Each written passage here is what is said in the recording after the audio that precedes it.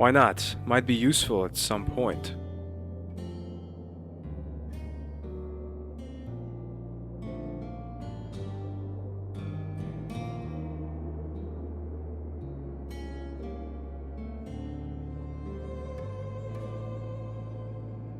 Seen from close range, the watch doesn't look as cheap anymore. There's an engraving. Ilak al-Kalb? That rings a bell somewhere.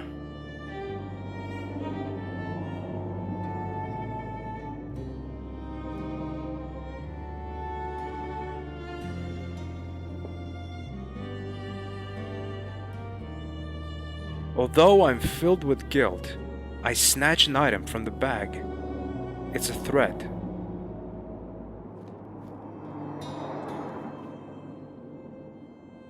Hi, my name is George.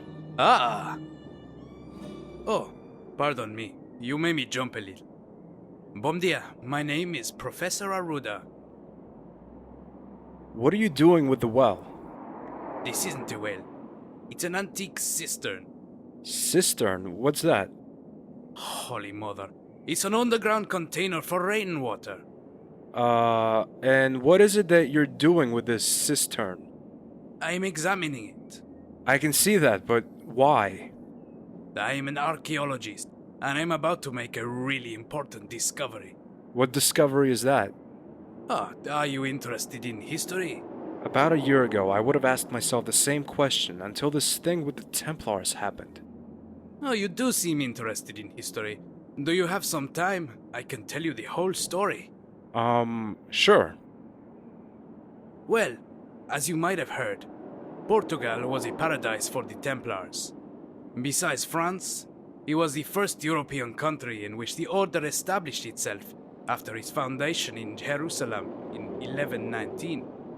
In 1128, Queen Teresa presented Castle Surrey to the order as a gift. It lay near the Crescent Front. Crescent Front? You mean the front line with the Arabs? Ah, the Moors, correct. In 1147, Teresa's son and heir Alfonso, a Templar, conquered the Arab stronghold Lisbona with the help of his fellow knights. Today, Lisbona is called Lisbon. Alfonso declared Portugal's independence and became its first king. In return for the Templars' help, he gave them a stretch of land in the heart of the country, where the Templars built this castle. At the time, the Order's Grand Master was a man named Gualdim Pace, sometimes known as Galdinus. Tomar became the Templars' military headquarters, so to speak. What happened then? In 1291, the last Christian bastions in the Holy Land fell, and the Europeans blamed the Templars. Trouble was at hand for the Order. And then a French spy called Esquieu heard about the Templars' satanic practices from a disgraced ex-Templar and reported this news to the French king. Philip IV. Ah, you know of him? A little, but go on. Well, at the time, the accusations revolved around a mysterious graven image called Baphomet. Are you sure you don't want to tell the rest yourself? You can skip the bit about the Baphomet part. I'm kind of familiar with that. Ah, are you also aware that the original idol is believed to be here in Tomar? That's a new one on me. I got the information from the transcripts made by the Inquisition. The idol itself was never found, but there is still an image of Baphomet within the castle. It is engraved on one of the bricks in the kitchen wall. If it were to be removed, it is said the ceiling and with it the whole building would collapse. My mission here might be a little harder than I first expected. Back to the Templars. Well, on Friday the 13th of October 1307, Philip IV had all known Templars in France arrested. Even in Spain, where the Templars had eliminated the Arab threat, people turned against the order because they no longer needed the Knights' protection. In 1308, the Spanish Templars escaped across the Tajo to Portugal and occupied the stronghold Almurol. All their treasures they took with them, and it is assumed that they were later brought here to Tomar. But what made the Templars think they were safe in Portugal? The Portuguese king Denis hadn't forgotten what the Templars had done for his country, and was still grateful. He granted them sanctuary. In fact, it was Dinis who re-established the order under another name with the elder Joao Lorenzo. They lived here as the Order of Christ, and even kept their trademark, the Red Cross. But what about the cistern? A cistern? Ah yes, the cistern. I will come to that. This cistern is far too refined to have served as a mere water butt. I believe the Templars hid something extremely important here. Wait, did he say extremely important? Maybe he's talking about the seal I'm looking for. Tell me more. Do you have any idea what it could be that they hid here? Who knows? Maybe the Templar seal that was lost when the Order was destroyed. Maybe the fifth Gospel, which Christ is said to have written himself, and was believed to have been in the Templars' possession, as with the Holy Grail. The seal! The return of the Templars! Right. The time of reincarnation, the hour of revenge, the dawn of a new empire. And a single seal is supposed to do that? How could the Templars have done that, Professor? The question should be, how can they do that? Can do... Yes, George, can do. After the Templars' extermination, the seal vanished. Philip the Fair had hundreds of soldiers search for it. It was the iconic symbol of the Order. He knew what power the seal possessed, and according to the legend, still does. What power? You weren't listening, George. The power of return. Are you telling me this seal has magical powers? Don't be stupid, George. The seal itself does not. But I assume it can trigger some kind of mechanism which could prove Einstein's theory of space warp. I don't understand. What's Einstein got to do with this? By means of space warp, it is possible to travel into the past. And why hasn't anyone made a trip to the past yet? How do you know no one has? Are you telling me... No, I only wanted to show that you can never be sure, George. Remember that. Do you believe that people have traveled to the past? Not yet, as there are no machines that can maintain the gravitation field. The power of the field collapses within milliseconds. So there's no need to worry, right? I didn't say that. The fact is, nowadays, there are machines that can open the gate for a short time. Only they need something to keep it open, to stabilize it. And that's where the seal comes in. How can such a tiny seal stabilize a gravitation field of this size? It's the belief of people, George. Millions of people have died for their belief in this emblem. It has developed a force stronger than the gravitational field, and thus the seal can maintain the gate. That's the mystic part of the story. So the Templars need the seal to stabilize a gravitational field and to travel into the past. But where's the sense in that? Why time of return? Listen, the gravitational field enables time travel, but only for a fixed span of time. 700 years. The penny hasn't dropped there. Think about it, George. What 700th anniversary do we have in 3 days? The Battle of Paris! Exactly, the Battle of Paris. 10th October 1303. Thousands of Templars died before the city gates in an attempt to kill the French king and seize power of France. As France was the military force in Europe at the time, it is hard to imagine what today's Europe would look like if the Templars had won the battle. What now? We must stop them. The Neo-Templars will try to get hold of this seal and use it to travel back 700 years, one day before the Battle of Paris. That will be the 9th of October. They will take modern weapons and reinforce the Templars' troops with their own. The battle would be won easily. Everything we know today as a modern democratic society would disappear even from our memories. At least, that's what I assume. No one really knows what consequences an alteration of the past would have for us. Why is it Return of the Templars then? Now, you can't interpret that literally. What they mean is the symbolic return. The Templars' culture would return to the present by this alteration, unless we stop them. What if the seal isn't down there? Then may God help us. So what are we waiting for? Let's climb in, get that thing up here, and save the world! I don't think so. The Portuguese Ministry of Cultural Affairs has forbidden any excavations on this site. What? But why? Who knows? But the fact is, I can't go down there, and neither can you.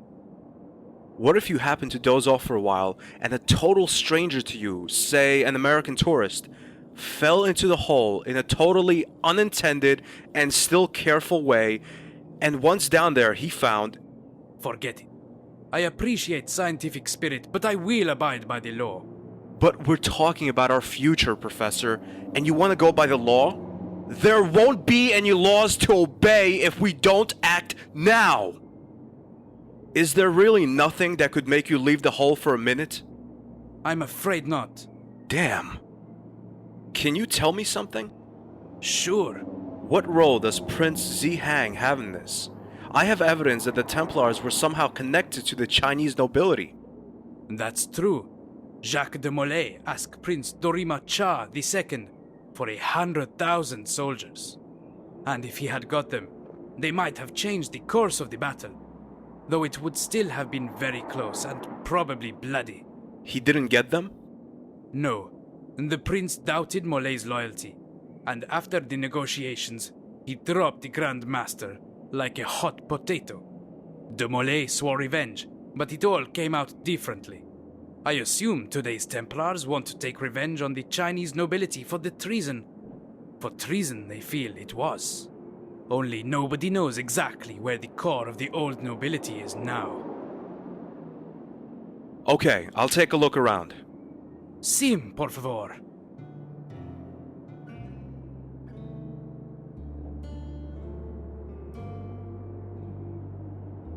Hey, you. What? Me? Yes, you. Do you have a minute? What are you doing in a place like this? I live here, sir, in the street, in the nature.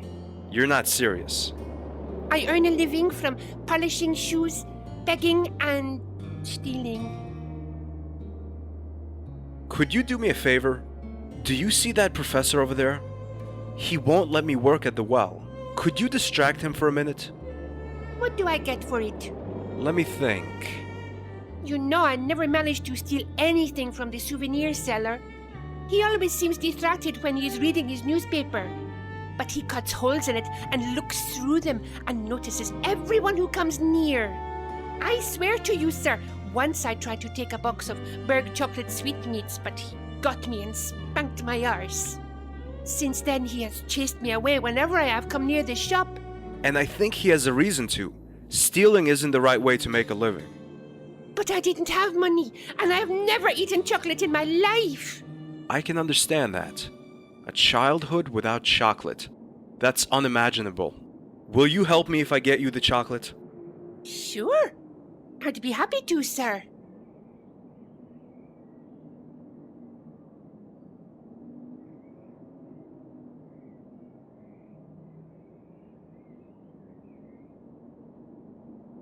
Hello. Yes?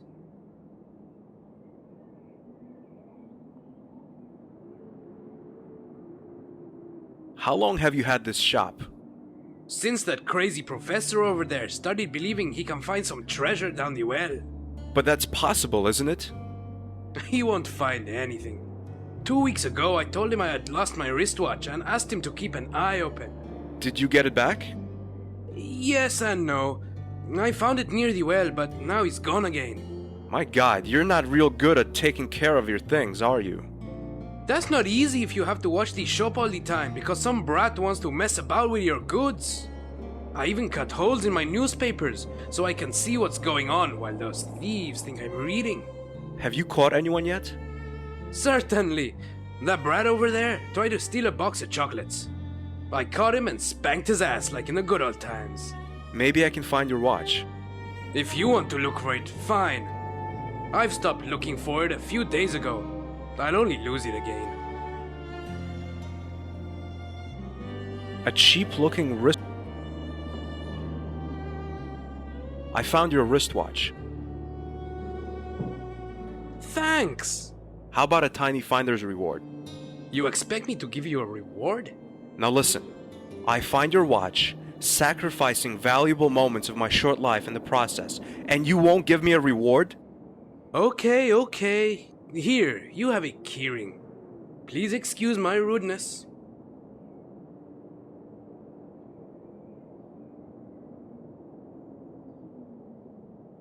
I'd rather not.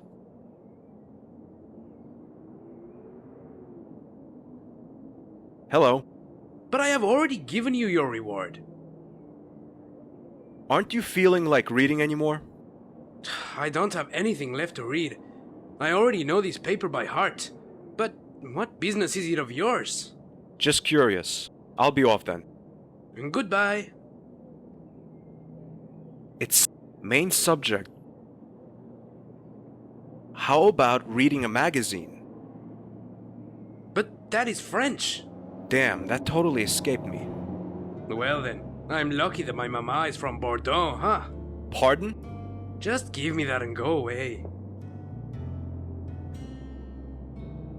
The shopkeeper forgot to cut holes into the magazine, but I fear he might see my shadow when I lean over the stall to steal the chocolate.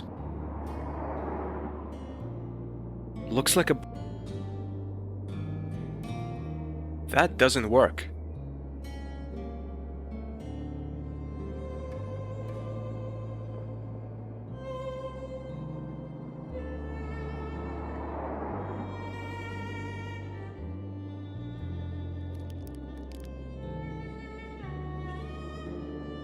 Great! I have the chocolate.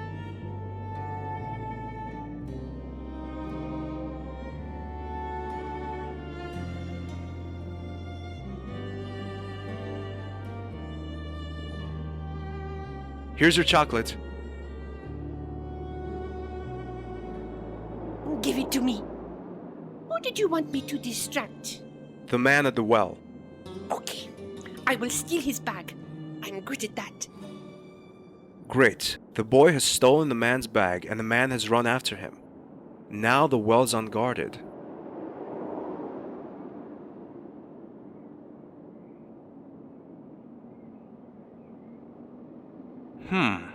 It goes down about 4 meters, but as the inside of the well is rough, I can get my hands into the gaps and get in or out without too much trouble.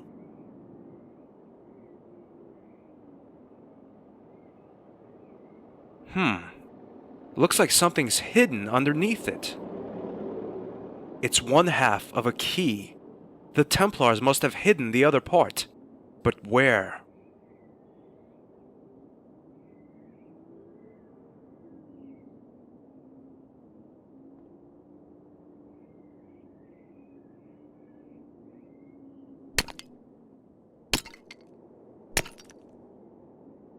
Having finished off the brick with the screwdriver, the second half of the key is revealed.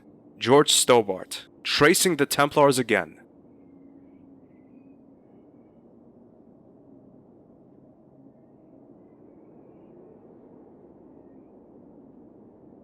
Yes, that's it!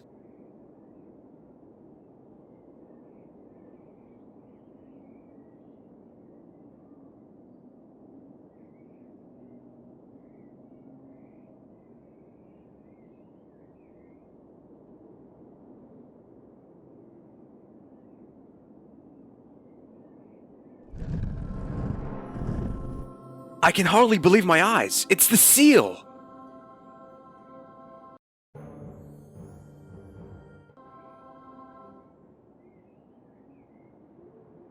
We've outrun the Templars. We've made it. I must tell the professor. No, you will never get this seal. Give it to me, Professor Aruda. Now!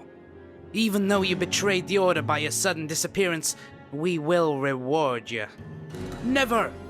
George, run! Monsieur Stobart, good to see you back again. The feeling isn't mutual, to be honest. You have something that belongs to us. Oh, really?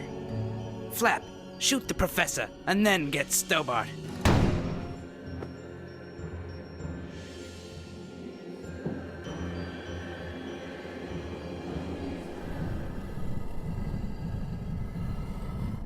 A long flight of stairs. I guess it leads outside, to safety.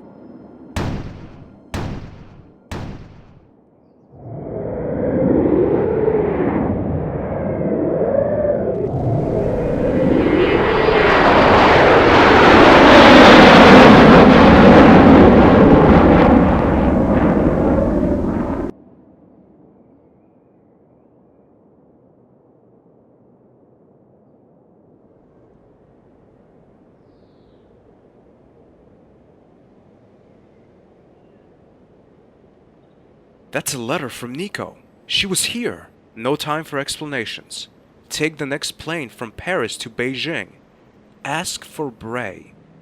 He'll take you to see Hang. Trust me, Nicole.